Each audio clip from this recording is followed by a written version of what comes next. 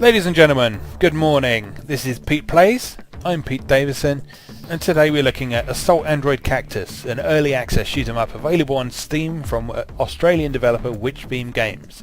It's been in development for quite a while now and in early access for quite a while. It still claims to be a pre-alpha build, suggesting it's not entirely finished, but don't let that put you off. This is actually a very solid piece of entertainment that will give you a lot of fun even in its currently not quite finished state.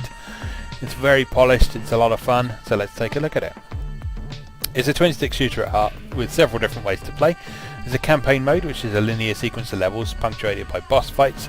There's Infinity Drive mode, which is effectively a survival mode, where you just have to survive for as long as possible on a level that's constantly changing. Daily Drive mode, which is a similar sort of thing to Infinity Drive, but with a set finish point that you have to try and reach.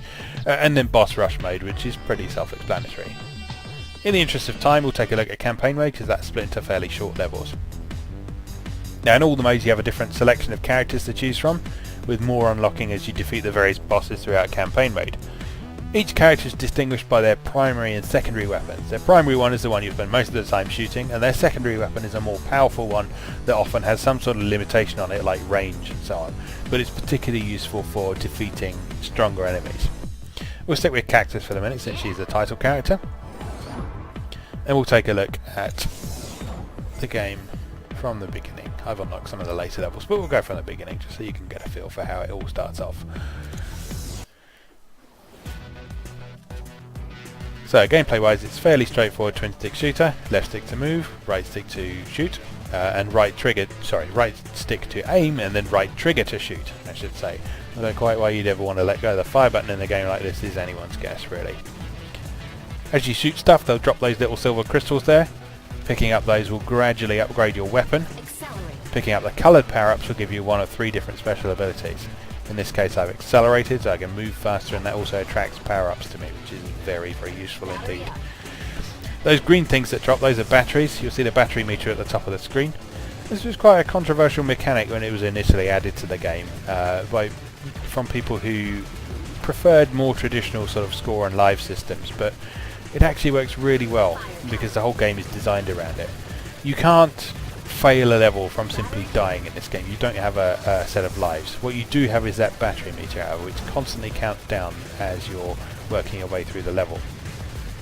Defeating waves of enemies will drop those battery icons, which allows you to restore it, and all you have to do is simply finish the level before you run out of battery, which is straightforward enough in most cases. But if you start dying too much, you'll start wasting too much time and you won't be able to defeat enough enemies to unlock the next battery upgrade.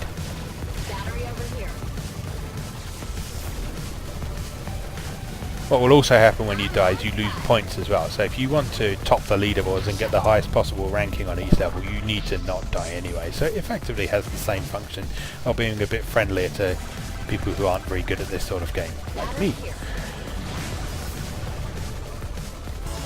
In order to get the highest possible ranking on a level, you have to chain all of your kills into a single combo in the whole level, which is pretty difficult to do, but not impossible.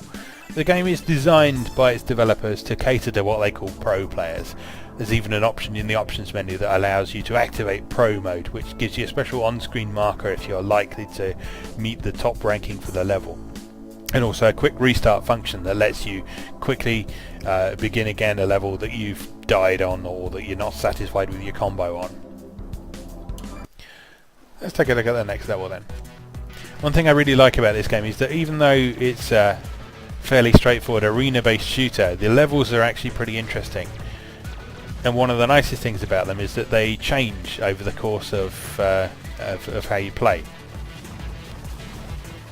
The enemies will sometimes come from unexpected places, like these spider-like enemies are crawling up the sides there. Sometimes they might drop from the ceiling, sometimes they might come in through doorways, and sometimes the level itself will change and do strange things as you're in the middle of killing things. So it forces you to constantly keep on your toes, and in many cases adapt your strategies on the fly as well.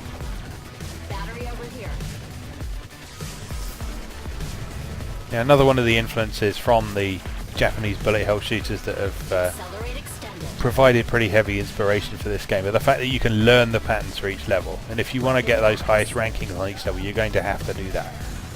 The enemies always show up in the same places each time you play the level, so if you learn the patterns where they're likely to come from, and where to stand at the right time, then you're more likely to get those high scores.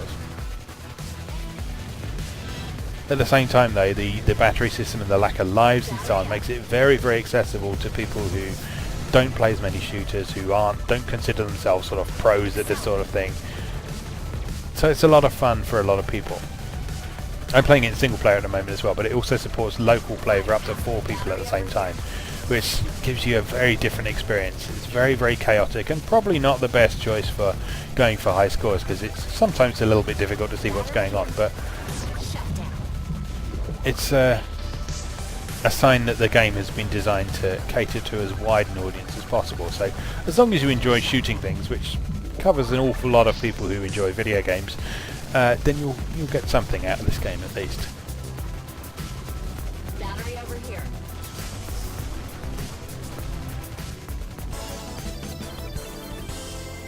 All clear. Let's take a quick look at one of the other androids as well, just so you can get a feel for the different weapons and so on.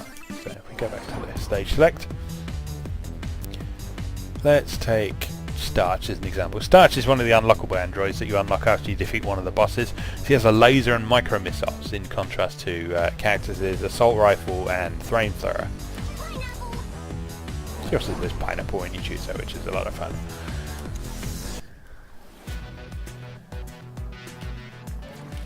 Right, this level is a pretty good example of the sort of dynamic nature of the way their levels are designed. You see, it starts off fairly normal and then goes all dark, and you have to play by your torchlight, spotting things off in the distance by the glows that they have.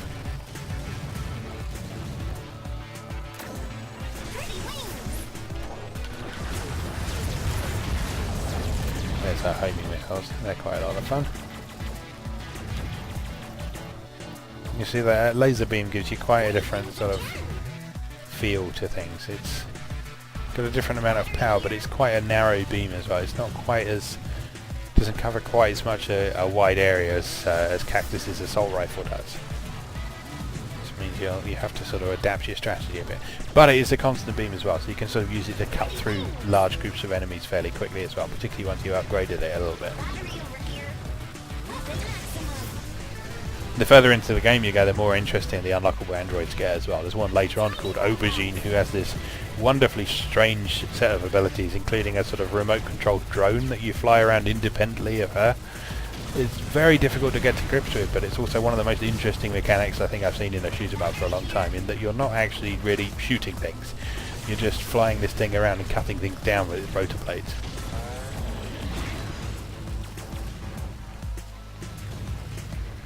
That sort of sums up the experience of this game, really. It's a really good shooter. It's a lot of fun. I mean, the basic premise is fairly standard and generic, if you like. It's, well, shoot lots of robots and score as many points as possible. But just the execution of it is just so good that I find it an enormous amount of fun. And it's something I keep coming back to time after time. And every time there's an early access update, I'll have to check it out straight away to see what's going on, because there's always something significant being added to it. Everything's dead. So that's hopefully given you a good idea for how this game works and whether you might want to check it out. I strongly recommend that you do, because it's a lot of fun, it's very enjoyable, and the developers deserve some support for their hard work on it. Very much looking forward to the full version coming out at some point in the future. It would seem to be a particularly ideal game to take on the go with the Vita version that's supposedly coming, but for now I'm more than happy with the PC version. So if you're interested, check it out on Steam. It's in early access right now. It's Assault Android Cactus. You've been watching Pete Plays. Thank you very much, and I'll see you next time.